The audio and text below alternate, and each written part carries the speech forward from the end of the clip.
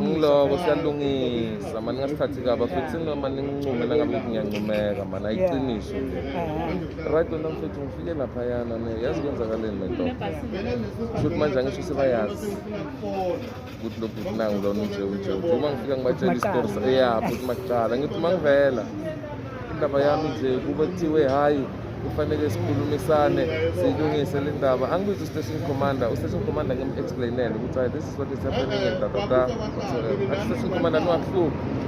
Monday kufanele nize la no-sisters amfonela ngiphume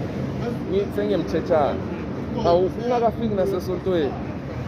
nangu bajida bavela la bengithetshana bathi nangu umfana wakho la uzuyagijima ngithi same time ngijike naye ngibuyele police station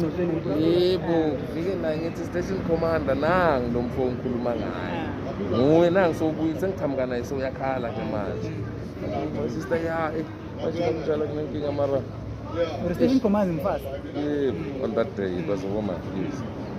athi my sister hey vele okay so ulungisa kuhluphi kwamanje hambani ngoba kuyabanda ayogqoka jezi yebo ngithi mina kuna stress kami nibeke Monday yes because that day it was on a Friday it was a Friday exactly then now we the weekend ngizojikisela ibiyele kumama inayo manje yimi and lo muntu locabanga the day agijimisa le ngosayikuza kwakhe ne bekune-trip esikoleni sakhe the following day on the 11th ngapha i-uniform ikuye konke kukuye mfethu yazi inkosi yami yahamba etripini kabuhlungu kanjani so fortunately enough bekunama-oster indlu le ntwana yabo ngagcokisa wona nebermuda kubanda ngamgcokisa nenye ijakhethi ukuthi yami vele nje so manje lo sisters lo always uma nangabe yenza izinto unokuthatha ney'mpahla zishise lezi ezithengwe yimi ngiyangithola kusho ukuthi manje unokushisa wena mfethu ungathenga iteki mhlawumbe 800 or i-Reebok or yini for small ngiyabekisa yabo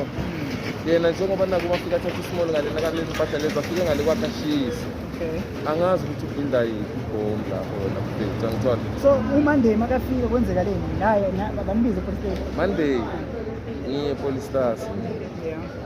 yena bamfonele angezi ingozi ivala ingozi la isikoti ikimi yabo ikimi right kubeke lamalanga lawo angisho it was March and then ikolo ngeMarch muzavala ngabo my 13th or so remember now this thing she started on the 11th right kubeke ikolo zivaliwe igela mina ngokubona ukuthi sisters ngale